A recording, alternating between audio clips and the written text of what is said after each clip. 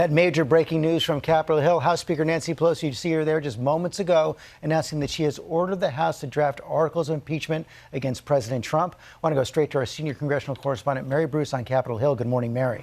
Good morning, George. Well, after 2 months of investigating, House Speaker Nancy Pelosi says the facts are uncontested. She says the president abused his office for his own political gain, undermining our national security and jeopardizing our democracy. And she is now directing the House of Representatives to move forward with impeachment. Our democracy is what is at stake. The president leaves us no choice but to act. On Capitol Hill this morning, House Speaker Nancy Pelosi announcing an historic step. Sadly, but with confidence and humility, with allegiance to our founders and a heart full of love for America, today I am asking our chairman to proceed with articles of impeachment. After hesitating for months, Pelosi said there is no doubt the president's actions violated the public trust and the Constitution. The facts are uncontested. The president abused his power for his own personal political benefit. As Democrats plow ahead with impeachment, the White House is getting ready for a trial in the Senate.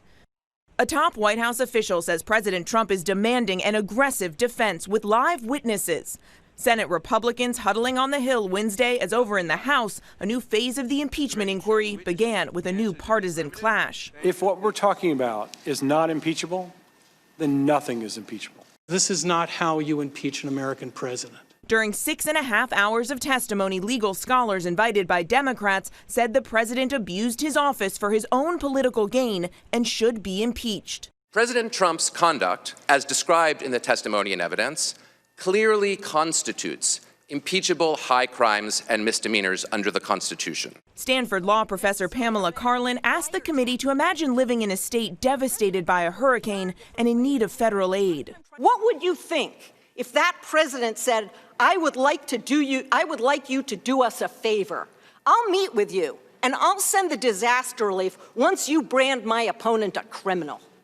Wouldn't you know in your gut that such a president had abused his office? The Republican expert, Professor Jonathan Turley, said he didn't support the president, but argued Democrats have failed to prove their case, cautioning them to slow down. I get it. You're mad. Will a slipshod impeachment make us less mad? Will it only invite an invitation for the madness to follow every future administration? Now, the speaker this morning did not discuss the scope of the articles of impeachment or the timeline here. But, George, we know that Democrats want to move quickly. With this announcement, Speaker Pelosi has now set things up for a massive partisan confrontation here and a possible vote by Christmas. George. Before Christmas. Okay, Mary, thanks very much. Let's bring in our legal expert, Kate Shaw, for more on this right now. Interesting that when the speaker opened her remarks, she rooted them in the Declaration of Independence. That's right. So she quoted from a number of the founders, and she actually read some of the Declaration of Independence. And, you know, she's situating this in the context of the sort of historical importance of our democracy, the importance of leaders not being kings or monarchs. That was a theme that you heard quite a bit from the law professors yesterday. And of course, the Declaration is resisting an abusive monarch, right? That is the purpose of that document.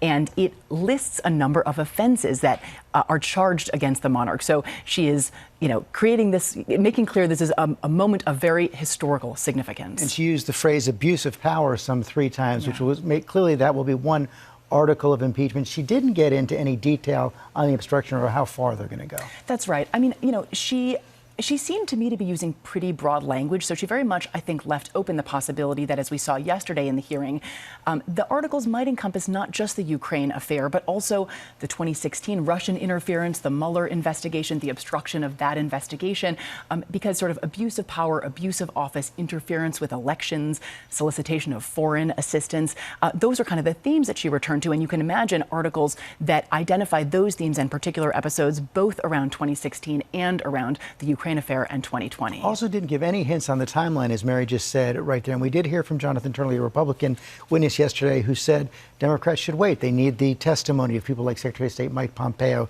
OMB Director Mick Mulvaney, Rudy Giuliani, the president's lawyer. That won't happen anytime fast. And that's why the Democrats are caught in a dilemma. The fact that they're not appearing, even though they could give valuable evidence, is one of their counts for obstruction. That's right. And there's no doubt that the Democrats would like to hear from all of these people. But the White House has so far absolutely stonewalled access to probably the most critical witnesses.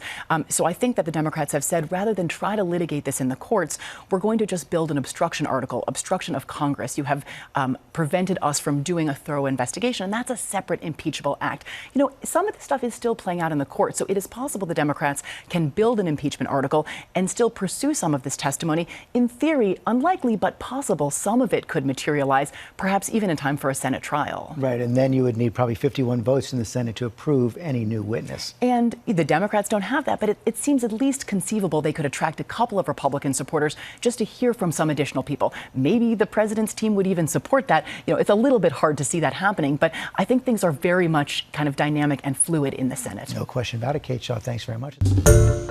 Hi, everyone. George Stephanopoulos here. Thanks for checking out the ABC News YouTube channel. If you'd like to get more videos, show highlights, and watch live event coverage, click on the right over here to subscribe to our channel. And don't forget to download the ABC News app for breaking news alerts. Thanks for watching.